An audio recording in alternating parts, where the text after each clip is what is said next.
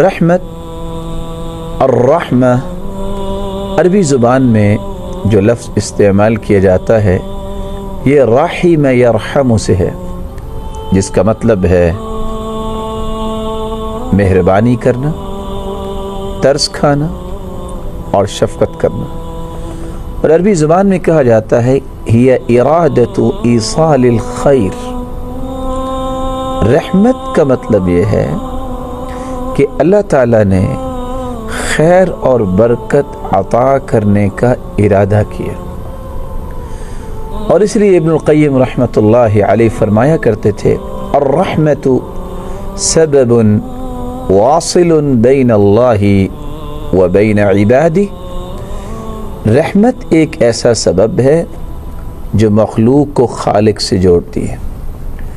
بہا ارسل الیہم رسلا، یہ اس کی رحمت ہی ہے کہ اپنی مخلوق کو سمجھانے کے لیے اللہ تعالیٰ نے انبیاء اور رسل کا ایک تسلسل قائم فرمایا، اور یہ اسی کی رحمت کا نتیجہ ہے وَأَنزَلَ عَلَيْهِمْ كُتُبًا، کہ اللہ تعالیٰ نے بطور دستور حیات کتابوں کو نازل فرمایا۔ یہ اسی کی رحمت کا نتیجہ ہے بِهَا يُسْكِنُهُمْ دَارَ الثَّوَابِ، قیامت کے دن اللہ اپنی رحمت سے ہی لوگوں کو جنت میں جگہ دیں گے۔ قرآن مجید نے رحمت کے 7 معانی بیان کیے ہیں۔ جب میں اور آپ اللہ تعالیٰ سے رحمت طلب کرتے ہیں تو اس رحمت سے مراد کیا ہوتی ہے؟ رحمت کا پہلا معنی، میں اللہ سے اللہ کی محبت مانگتا ہوں، میں الفت کا طلبگار ہوتا ہوں جب میں رحمت کا سوال کرتا ہوں۔ ارشاد ربانی ہے وَجَعَلْنَا فِي قُلُوبِ الَّذِينَ اتَّبَعُوهُ رَأْفَةً وَرَحْمَةً، جن لوگوں نے اتباع کی ہم نے ان کے لیے رحمت اور رأفت ان کو عطا کر دی۔ تو جب اللہ تعالیٰ سے ہم رحمت کا سوال کرتے ہیں تو اللہ تعالیٰ کی محبت کا سوال کرتے ہیں۔ رحمت کا دوسرا معنی رزق انسانی بھی ہے۔ اللہ تعالیٰ فرما رہے ہیں اے میرے محبوب صلی اللہ علیہ وسلم قل، آپ فرما دیجئے لو انتم تملکون خزائن رحمت ربی، اگر اللہ تعالیٰ اپنے خزانوں کا مالک تمہیں بنا دے تو تم تو انسانیت کو قتل کر دو گے۔ لَأَمْسَكْتُمْ خَشْيَةَ الْإِنفَاقِ، اگر تمہیں اللہ تعالیٰ اپنے خزانوں کا مالک بنا دے تو تم ختم ہو جانے کے خوف کی وجہ سے خرچ ہی نہیں کرو گے۔ تو رحمت سے مراد اللہ تعالیٰ کا دیا ہوا رزق ہے۔ جب میں رحمت کا سوال کرتا ہوں تو جہاں اللہ تعالیٰ کی محبت مانگتا ہوں وہاں میں اللہ تعالیٰ سے رزق کی بھی طلب اس کے سامنے پیش کرتا ہوں۔ رحمت کا تیسرا معنی بارش اور بارش کے قطرے۔ ارشاد ربانی ہے وَهُوَ الَّذِي يُنَزِّلُ الْغَيْثَ، وہ اللہ ہی کی ذات ہے جو بارش نازل کرتی ہے۔ جب انسانیت پریشان ہو جاتی ہے، مایوس ہو جاتی ہے، اور اپنی رحمت کو اللہ تعالیٰ پھر نشر کرتے ہیں، پھیلاتے ہیں، تو رحمت کا تیسرا معنی جو قرآن مجید نے بیان کیا وہ ہے اللہ سے بارش کا سوال کرنا۔ رحمت کا چوتھا معنی، جب میں رحمت کا سوال کرتا ہوں تو اللہ سے آزمائشوں سے عافیت کا سوال کرتا ہوں۔ اللہ رب العزت فرماتے ہیں اے میرے پیارے محبوب کہہ دیجئے افرأیتم ما تدعون من دون اللہ، اللہ کے علاوہ جن کو تم پکارتے ہو، جن کی طرف تم توجہ رکھتے ہو کہ شاید ہماری پکار کو سن کے ہمارا کوئی کام کر دے، ان ارادنی اللہ بضر هل ہن کاشفات ضر، اگر اللہ تعالیٰ ارادہ کریں کوئی تکلیف دینے کا تو کیا وہ تکلیف کو دور کر سکتے ہیں؟